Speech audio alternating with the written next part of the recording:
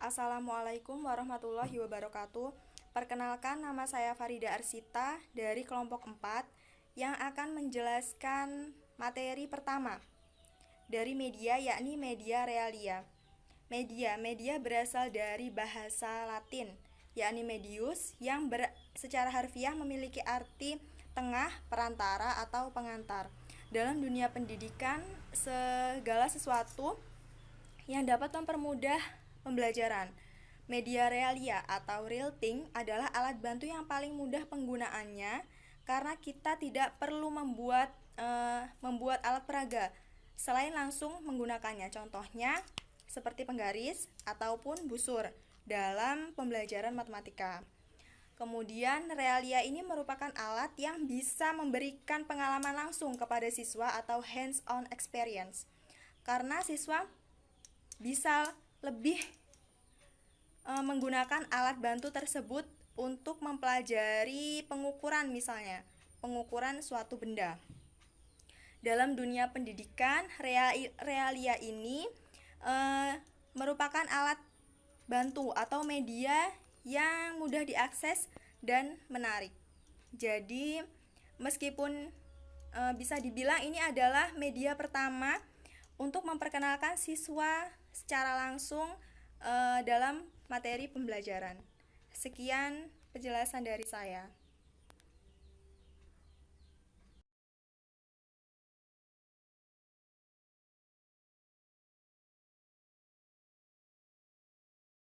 Assalamualaikum warahmatullahi wabarakatuh. Perkenalkan, nama saya Arlina Damayanti. Saya sebagai pemateri ketiga akan menjelaskan tentang karakteristik media pembelajaran berbasis komputer.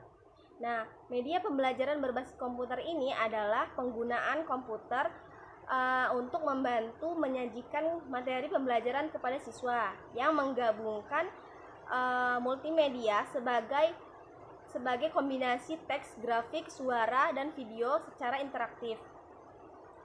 Beberapa karakteristik media pembelajaran berbasis komputer ini, yang pertama adalah tujuan pembelajaran yang jelas. Nah, salah satu menu yang ditampilkan dalam media pembelajaran berbasis komputer ini adalah menu kompetensi.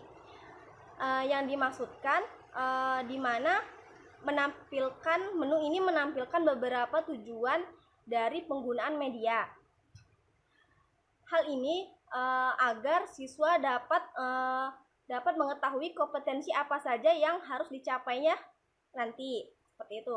Yang kedua, materi sesuai dengan kompetensi yang ingin dicapai.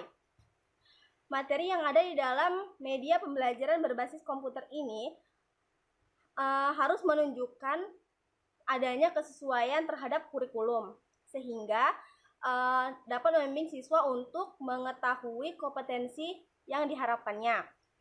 Yang ketiga, konsep materi yang disajikan benar. Nah, ketika menyampaikan materi dalam bentuk simulasi, kita sebagai pengajar pada media pembelajaran berbasis komputer ini tidak boleh menyimpang dari konsep yang sudah ada, seperti itu. Keempat adalah terdapat petunjuk yang jelas. Nah, media berbasis komputer ini memiliki petunjuk umum penggunaan media yang terdapat pada tampilan awalnya. Jadi setiap menu yang ditampilkan itu mempunyai petunjuk khusus yang menuntun pengguna untuk menelusuri setiap penjelasan yang ada, seperti itu. Yang kelima adalah terdapat kesimpulan, contoh, dan latihan yang disertai umpan balik. Nah, ini berfungsi sebagai menguji apakah siswa itu sudah paham atau belum tentang materi yang sudah disampaikan, seperti itu. Contohnya seperti praktek, seperti itu ya, simulasi. Nah, yang keenam, bahasa yang digunakan mudah dipahami oleh siswa. Di sini bahasa yang ada di komputer berbeda dengan bahasa yang di buku, karena di komputer kita langsung mempraktekkan apa yang sudah di depan, berbeda dengan buku, sulit untuk dipahami, seperti itu. Baik, terima kasih. Segitu saja penjelasan dari saya. Wassalamualaikum warahmatullahi wabarakatuh.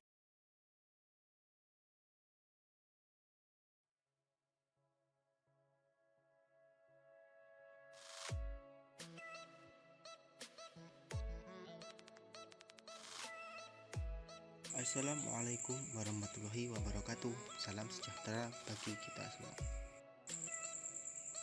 Perkenalkan, nama saya Anang Ma'ruf Islamuddin dari kelompok 4. Di video kali ini saya akan mengupas tuntas mengenai media pembelajaran sederhana.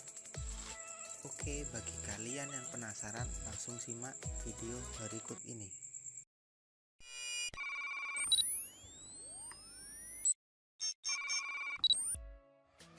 Baik, kali ini saya akan menjelaskan materi mengenai media pembelajaran sederhana. Nah, kata sederhana kita dapat simpulkan bahwa penggunaannya ini sangat simpel dan juga tidak berlebih-lebihan. Dalam pembuatannya juga tidak rumit dan tidak memakan biaya yang sangat banyak. Unsur-unsur media pembelajaran sederhana. Secara umum, unsur kesederhanaan tersebut mengacu kepada jumlah elemen-elemen di dalamnya. Unsur keterpaduan mengacu pada hubungan yang terdapat di antara elemen-elemen visual yang ketika diamati akan berfungsi secara bersama-sama. Konsep yang disajikan memerlukan penekanan terhadap salah satu unsur yang terpenting. Unsur keseimbangan. Unsur keseimbangan sebaiknya menepati ruang penayangan yang memberikan persepsi keseimbangan. Unsur bentuk. Bentuk yang aneh akan menimbulkan rasa ingin tahu siswa sangat tinggi. Unsur garis. Unsur garis akan menghubungkan unsur-unsur yang dapat menuntun perhatian siswa di dalam untuk mempelajari suatu urutan khusus. Tekstur. Tekstur adalah unsur visual yang menimbulkan kesan kasar atau halus yang dapat digunakan untuk penekanan unsur. Unsur warna. Unsur warna diberikan untuk membuat kesan pemisahan dan juga penekanan terhadap unsur-unsur yang lain.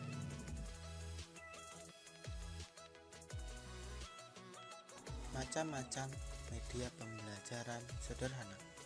Jika kita amati, terdapat banyak benda-benda yang dapat dijadikan sebagai media pembelajaran. Di antaranya adalah gambar atau foto, gambar garis atau sketsa, peta atau globe, grafik batang, grafik lingkaran, papan tulis, papan flanel, bagan, poster, dan herbarium. Baik, sekian materi dari saya, semoga bermanfaat buat teman-teman semua. Wassalamualaikum warahmatullahi wabarakatuh.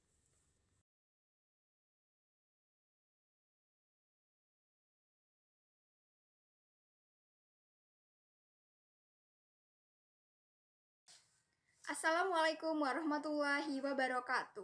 Saya Zahwa Eza Suseno akan menjelaskan karakteristik media grafis. Media grafis adalah media visual yang menyajikan fakta, ide, atau gagasan dalam bentuk penyajian kata-kata, kalimat, angka-angka, simbol, ataupun gambar. Media grafis biasanya digunakan untuk menarik perhatian, menyampaikan ide, dan juga mengilustrasikan fakta sehingga mudah diingat dan membuat orang tertarik untuk melihatnya. Sekarang saya akan menjelaskan karakteristik media grafis. Karakteristik yang pertama adalah visible. Jadi, media grafis sudah pasti visible atau mudah dilihat karena dia termasuk media visual. Karakteristik yang kedua adalah interesting. Kenapa media grafis itu interesting atau menarik? Karena dia berisi bukan hanya kata-kata tapi juga gambar dan warna-warna yang mencolok. Selanjutnya ada simple. Media grafis walaupun berisi kata, gambar, dan lain sebagainya, dia dibuat sesimpel mungkin karena tujuan utamanya untuk membuat siswa paham materi yang akan disampaikan. Selanjutnya adalah useful. Jadi media grafis itu sangat-sangat berguna bukan hanya untuk menarik perhatian, tapi juga untuk memudahkan siswa memahami materi pelajaran. Selanjutnya adalah A. Akurat. Karena dia singkat, padat, dan jelas, jadi sudah pasti media grafis ini akurat atau tepat sasaran. Karakteristik yang selanjutnya adalah L. Legitimate. Jadi media grafis ini karena selain singkat, padat, dan jelas, media grafis itu juga rasional atau masuk akal. Karena media grafis yang dibuat itu relatable dengan materi yang disampaikan. Selanjutnya adalah struktur. Jadi media grafis itu terstruktur atau urut. Karena contohnya video pembelajaran. Jadi sebelum membuat video pembelajaran, pemateri atau guru itu membuat skenario atau jalannya cerita di dalam video tersebut sehingga siswa mudah memahami materi yang akan disampaikan. Itu saja karakteristik media grafis yang dapat saya sampaikan. Terima kasih. Wassalamualaikum warahmatullahi wabarakatuh.